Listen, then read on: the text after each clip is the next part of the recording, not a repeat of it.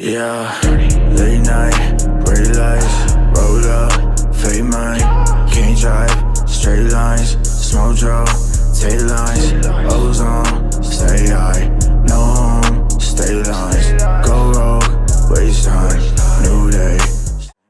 What's up guys, this is Titan from Team Shade Airsoft, and today we're going to be going over my loadout for Operation Broken Home 9. Alright, so moving on to my helmet, it's an FMA Maritime. I didn't get the thick and heavy version. I just didn't feel a need for it. I just felt like it was added weight. But on the front, I have a FMA Wilcox L4 G24, which I believe it's FMA. I'm not certain on that. It could be Evolution gear. But the color is off. It's a little darker than the real one is, but it does have like the fake trades on it and all that. But I have that mounted to a Replica OpsCore VAS shroud. I found them on eBay for pretty cheap, so I went ahead and picked one up. But the helmet cover is a First Spear Maritime cover, which it doesn't fit on the FMA that well, which I don't know if it's because it's meant for a ballistic helmet or what, but the fitment was not very good. But I kind of tried to fix it, but I didn't really do a very good job. So moving on to my left side, I have a Princeton Tech MPLS, and I have the red and white light version, which I don't really use it, but it looks kind of neat. So, and then I have a IR American flag patch, and then a FMA Manastrobe, which is blue and IR. And then I have my Callsign Contact 3s mounted to a fake arc rail adapters. But these are the dual comms version. As you can see, I have the other cord over here, which I got that with the idea that I could be like a squad comms guy for at Milsim events, so I can talk to my squad and command at the same time and not have to be switching up radio channels and all that. But on the back, I have a Cry Precision counterweight pouch, which it's not the best for counterweight reasons because it's just Velcroed on there, so it'll fall off if you have any weight in there. But I usually don't really run anything in there anyway, so I just have it on there for looks. But so down to my face, I run Oakley M-Frame 3.0s, which I really love these glasses so much. I used to run like normal goggles and they just fog and they're bulky and they push on your face real bad, but the Oakleys are none of that. They're a game changer. But I have a Oakley Helo kit in there so I can play with it at D14 or other fields that require it. But then on there I have a black balaclava, which depending on how hot it is, I'll usually take it off so I can actually breathe better. But I like running it because I think it looks cool, but it's not a necessity. So yeah, that's my helmet. My plate carrier, it's a LBX 0300S in multicam, obviously. This is a really good vest if you're just starting out. It's really cheap and they are very comfortable. And I'm a pretty small guy and it fits me really well.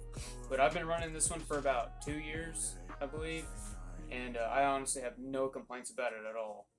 So let's move down to my front. This is a First Spear Ranger shingle, I believe is what it's called. I think it's an old gen. I'm not an expert, but I know the new ones have the laser cut molly on there, which I'm not a big fan of. But in there I have my K120s. I've been running those for a really long time, and I haven't really had any problems with them. Plus they're cheap. And then I have my PTT is a Callsign PTT. I think it's based off the Nexus U94. I'm not certain on that though. But moving on to my left side, I have a cat tourniquet just on there for looks. And then behind that, here, let me actually pull this. So in there I have this is an Emerson emitter flap based off the Cry one. But I have my Baofeng UV5R in there. And I actually put a piece of foam inside there between my body and the radio because when I have my my cummerbund on, it pushes up real bad and it kind of hurts after a while. But I put that foam in there and it actually made it a lot better. So that's pretty neat, I guess. And then right here I have a Eagle Industries FB pouch in multicam, which I like these pouches a lot because they have Kydex inside and they're felt lined.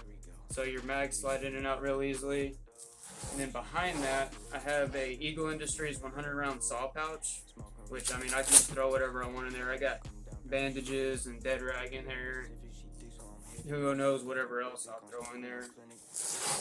Then on my back, I have a Pantac mini map, which I have it tightened down a lot with like bungees and stuff, which it's kind of jank, but it looks a lot better than having them all the way out because these are notoriously like wide. So instead of that protruding from my back a whole lot, I have it cinched down a lot. But I have 2 buddy mags up here, which I'd never really use. But I have an extra radio battery in there, and I mean that's really all I keep in there unless I find something that I really need to bring with me, like gas or something if I'm running my LM4. But this, I mean, it'll hold hydration, whatever I need. So now moving on to this side, I have an Eagle Industries IFAC, which I mean I keep some real world medical supplies in there like gauze pads and all that, but I mean hopefully I'll never need it. And then in front of that I have an Eagle Industries V2 frag pouch, which I'll keep EG67 pea grenades in there at events. So that's pretty nice to have right there so I can easily grab it. And then let's move on to my belt. Alright, so moving on to my belt, which is attached to my pants, so that's why it looks like a jumbled up mess of multicam right now. But the actual belt is a replica Blackhawk Riggers belt that I found on Amazon for like 16 bucks. Which I used to run an MRB, but I kind of didn't really like that as much. It just felt more bulky, and this one carries the weight a lot better for me. So I've made the switch, and I don't regret the switch, but that's your decision if you decide to do that or not. But on the left side, I have a Eagle Industries V2 frag pouch for pea grenades at events. And then under there, I have a carabiner holding on my mechanics gloves. I don't know what the actual model is, but you can find them for really cheap, and they work really good. I've had them for years.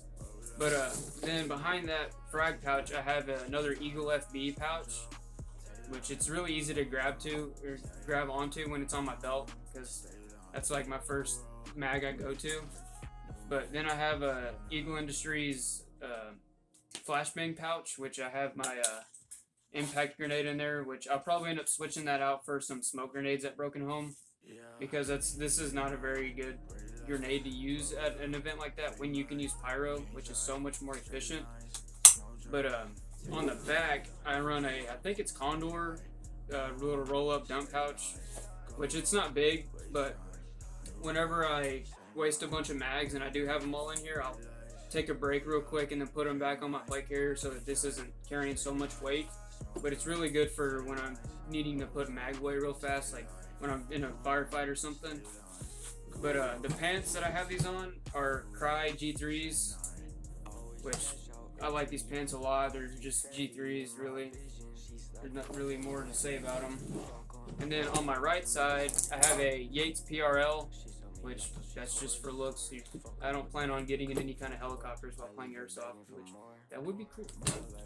But then I have a Glock 19, which I don't remember the brand of this one. I think it's not Elite Force, but it's licensed. It might be WE, I'm not sure. But then I have that inside I'm not sure what brand it is, Holcraft holster actually. I found it on Amazon for real cheap, so I picked it up, but it actually works really good for a $30 holster I found on Amazon. So I'll just leave that on there. And that's it for my pants and my belt. Now I'll go on my shirt.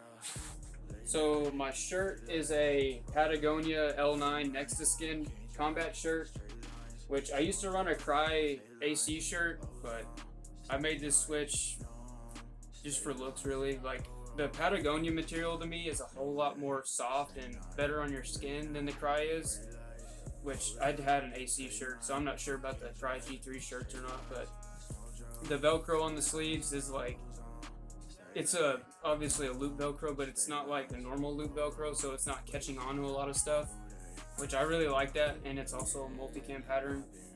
But on my arm, I have a IR flag patch and then my team shape patch. So this is my gun that I'm going to be running. It's a Crytek Trident Mark II. It's originally an SPR, but I've thrown different barrels on it over the past 4 years that I've owned this gun. I actually got this gun right before Broken Home 6, so that's how old it is.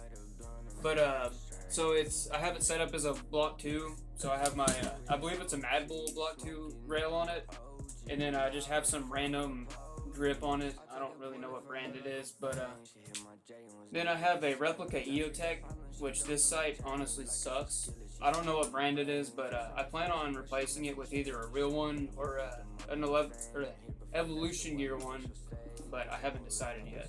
And behind that, I have some replica magnifier that flips to the side, which I really like using this because when I'm really close quarters, I'll just flip this to the side, or I'll put it back if I really need to see people, which, I mean, I don't use my sights a whole lot, but when I do, I like having it sighted in so I can actually use it. But I have a LBX sling on there in Ranger Green, which I really like this sling a lot because it's very comfortable, and it's easy to use and set up, and there's really not a whole lot to it because it's just a 2-point sling. But I did get my gun painted like a worn look. I really like the worn looking guns to me. But it was tan, and I really didn't like that. But yeah, this is my gun I'm running. Alright guys, so that was my loadout. I really appreciate y'all watching, and drop a like and subscribe, and let us know if you like videos like this, because we're used to posting like gameplays, but we're kind of thinking about switching up to more sit down videos like this, like gear videos. So we'd really like your feedback on that. Let's see if you would be interested in us making more videos like this.